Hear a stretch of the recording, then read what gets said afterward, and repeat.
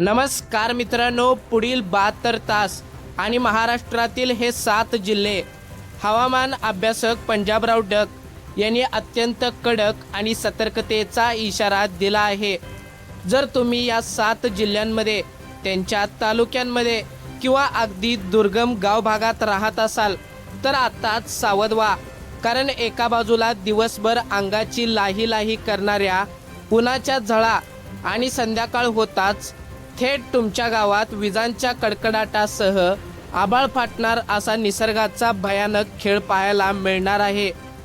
मित्रांनो, हा इशारा फक्त शहरांपुरता किंवा फक्त शेतीपुरता मर्यादित नाही। तुम्ही नोकरीसाठी बाहेर पडत असाल, तुमचं दुकान असेल, तुम्ही प्रवासात असाल किंवा घरात असाल, हा पाऊस आणि सुसाट वारा थेट गावागावांमध्ये दानात दान उडवू शकतो। मित्रांनो, पंजाबराव डक यांनी नेमका कोणता इशारा दिलाय? दुपारच्या उन्हाच्या झळानंतर संध्याकाळी कोणता धोका येणार आहे आणि ते 7 जिल्हे, त्यांचे तालुके आणि गाव भाग कोणते, हेच आपण आजच्या या व्हिडिओमध्ये अगदी सविस्तरपणे पाहणार आहोत। मित्रांनो, व्हिडिओ एक सेकंदही स्किप करू नका, कारण हा तुमच्या सुरक्षेचा प्रश्न आहे।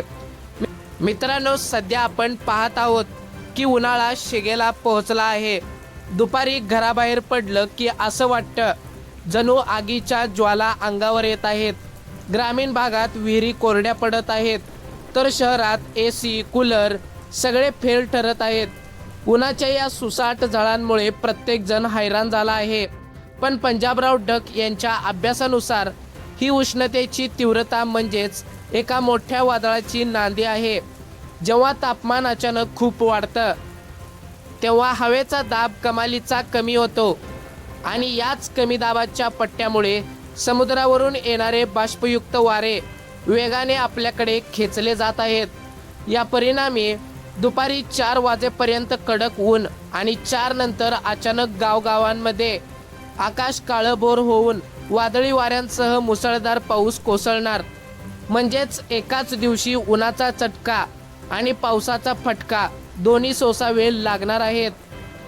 चला तर मग आता वेळ न वाया घालवता हवामान अभ्यासक पंजाबराव डक यांनी नेमक्या कोणत्या 7 जिल्ह्यांना, त्यांच्या तालुक्यांना आणि गाव भागांना सतर्कतेचा इशारा दिला आहे। नंबर 1, छत्रपती संभाजीनगर। मित्रांनो, नंबर 1 चा जिल्हा आहे छत्रपती संभाजीनगर।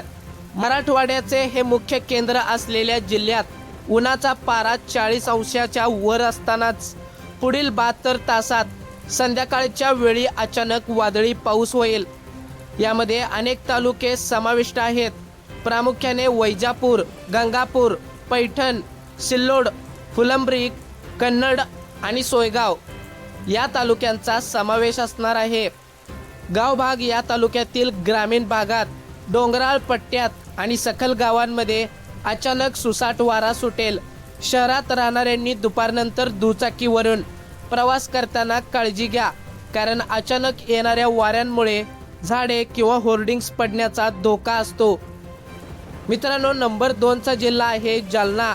छत्रपती संभाजीनगरला लागूनच असलेला जालना जिल्ह्यात ही परिस्थिती गंभीर असू शकते।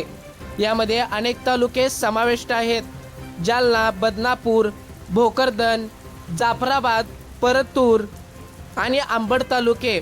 यामध्ये गावभाग या तालुक्यातील सीमावर्ती गावभागात वादळी वाऱ्यांसह मध्यम ते मुसळधार स्वरूपाचा पाऊस इथे पडण्याची शक्यता हवामान अभ्यासक पंजाबराव डक यांनी वर्तवली आहे।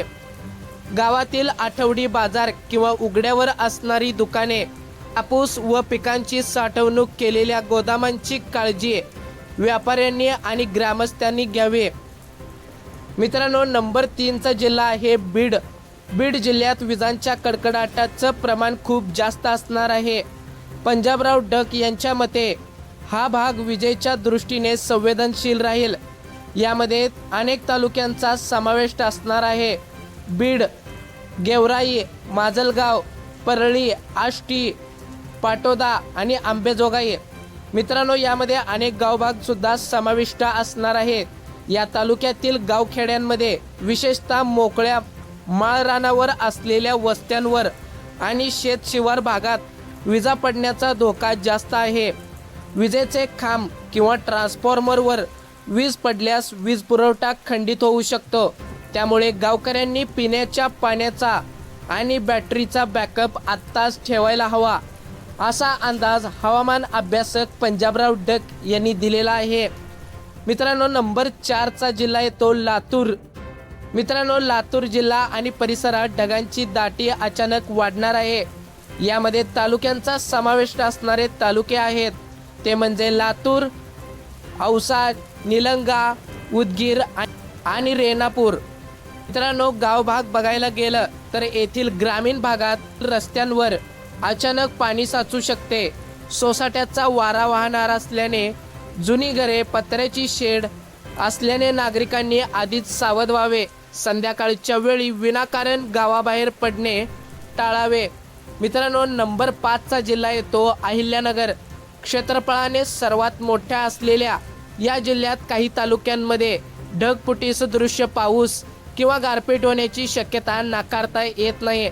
यामध्ये अनेक तालुके समाविष्ट आहेत: संगमनेर, अकोले, कोपरगाव, श्रीरामपूर, राहुरी, नेवासा, शेवगाव आणि पाथर्डी. मित्रांनो, यामध्ये अनेक गावभाग सुद्धा समाविष्ट आहेत. अकोले आणि संगमनेर सारख्या डोंगराळ गावभागात पाऊस अधिक तीव्र असेल. अचानक येणाऱ्या पावसामुळे सखल भागातील ओढ्या नाल्यांना पाणी येऊ शकतं, ज्यामुळे गावांना जोडणारे पूल किंवा रस्ते तात्पुरते बंद होऊ शकतात. प्रवाशांनी संध्याकाळचा प्रवास टाळलेलाच बरा, असा अंदाज हवामान अभ्यासक पंजाबराव डक यांनी दिलेला आहे. मित्रांनो, नंबर 6चा जिल्हा आहे सोलापूर. सध्या महाराष्ट्रात सर्वात जास्त उष्णता असणारा सोलापूर जिल्हा, पण पुढील 72 तासात याच उष्णतेमुळे स्थानिक पातळीवर ढग तयार होतील. यामध्ये अनेक तालुके समाविष्ट आहेत: सोलापूर उत्तर आणि दक्षिण, बार्शी, करमाळा, माढा, सांगोला, पंढरपूर आणि माळशिरस. यामध्ये अनेक गावभाग सुद्धा समाविष्ट आहेत. पंढरपूर आणि सांगोला परिसरातील गावभागात विजांच्या कडकडाटासह मुसळधार पाऊस कोसळेल. अचानक येणाऱ्या या पावसामुळे उन्हाळी पिके, द्राक्ष बागा आणि डाळिंब बागांना फटका बसू शकतो. त्यामुळे गावोगावी शेतकऱ्यांनी आणि नागरिकांनी सावध राहावे. मित्रांनो, नंबर 7चा जिल्हा येतो धाराशिव. या 7व्या जिल्ह्यातही हवामानाचा मोठा उलटफेर पाहायला मिळणार आहे. यामध्ये अनेक तालुके सुद्धा समाविष्ट आहेत: धाराशिव, तुळजापूर, उमरगा, परंडा, भूम आणि कळंब. मित्रांनो, यामध्ये सुद्धा अनेक गावभाग समाविष्ट आहेत. या तालुक्याच्या डोंगरी भागात आणि मैदानी गावभागात सोसाट्याच्या वाऱ्यासह गारांचा पाऊस पडण्याची शक्यता हवामान अभ्यासक पंजाबराव डक यांनी वर्तवली आहे. मित्रांनो, अचानक येणाऱ्या हवेच्या दाबामुळे ग्रामीण भागातील कच्ची छपरे उडून जाण्याची शक्यता हवामान अभ्यासक पंजाबराव डक यांनी वर्तवली आहे. मित्रांनो, पंजाबराव डक यांनी फक्त अंदाज दिला नाही, तर या परिस्थितीचा सामना कसा करायचा याचे काही ठोस नियम सुद्धा सांगितले आहेत, जे गावातील आणि शहरातील प्रत्येक नागरिकाला लागू होतात. मित्रांनो, सर्वात महत्त्वाची टीप म्हणजे विजा चमकताना काय करावे. गावातील किंवा शहरातील रस्त्यावरून चालताना अचानक विजा चमकू लागल्या तर मोबाईलचा वापर तात्काळ थांबवा. मोबाईल वेव्हजमुळे वीज आकर्षित होते, त्यामुळे मोबाईल फ्लाईट मोडवर टाका किंवा स्विच ऑफ करा. मित्रांनो, वाहने आणि पशुधनाची सुरक्षा यांना मोठ्या झाडाखाली किंवा विजेच्या खांबाजवळ बांधू नका. त्यांना सुरक्षित आणि पक्क्या छताखाली बांधा. शहरात राहणाऱ्यांनी आपली कार किंवा बाईक जुन्या भिंती किंवा होर्डिंग्सच्या खाली पार्क करू नये. व्यापाऱ्यांसाठी महत्त्वाची सूचना: ज्यांचे आठवडी बाजार आहेत किंवा ज्यांची दुकाने उघड्यावर आहेत, त्यांनी आपला माल प्लास्टिक किंवा ताडपत्रीने झाकण्याची पूर्वतयारी आत्ताच करून ठेवावी. मित्रांनो, आता अनेकांच्या मनात प्रश्न असेल की हा जो पाऊस येणार आहे याने उन्हाळा संपणार का? तर मित्रांनो, पंजाबराव डक यांनी स्पष्ट केलंय की हा मान्सूनचा नियमित पाऊस नाही. हा मान्सून पूर्व म्हणजेच अवकाळी किंवा स्थानिक पातळीवर तयार झालेल्या उष्णतेचा पाऊस आहे. या पावसामुळे तात्पुरता गारवा नक्की मिळेल, उन्हापासून काही तास सुटका होईल, पण हा पाऊस जितक्या वेगाने येतो तितक्याच वेगाने निघून सुद्धा जातो आणि यामागे हवेत फक्त दमटपणा सोडून जातो, ज्यामुळे नंतर पुन्हा उकाडा आणि उन्हाच्या झळा वाढणार आहेत।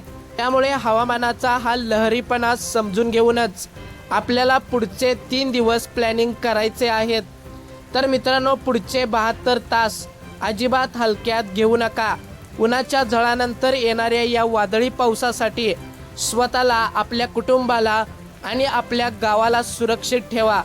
हवामान अभ्यासक पंजाबराव डक यांच्या या इशाऱ्याची माहिती तुमच्या गावातील प्रत्येक नागरिकाला असणे गरजेचे आहे। तुम्ही हा व्हिडिओ महाराष्ट्रातील नेमक्या कोणत्या जिल्ह्यातून, कोणत्या तालुक्यातून किंवा कोणत्या गावातून पाहत आहात आणि सध्या तुमच्या गावात उन्हाचा कडाका किती आहे हे मला खाली कमेंटमध्ये नक्कीच सांगा। हा व्हिडिओ तुमच्या गावातील सर्व व्हॉट्सअप ग्रुपवर मित्रांना आणि नातेवाईकांना नक्की शेअर करा, जेणेकरून वेळेवर सगळे सतर्क होतील आणि कोणाचेही नुकसान होणार नाही। अशाच चालू घडामोडी आणि अचूक हवामान अंदाजासाठी आपल्या बोलगड्या मराठी या यूट्यूब चॅनलला आत्ताच सबस्क्राईब करा। भेटूया पुन्हा एकदा अशाच महत्त्वपूर्ण माहितीसोबत। तोपर्यंत जय हिंद, जय महाराष्ट्र।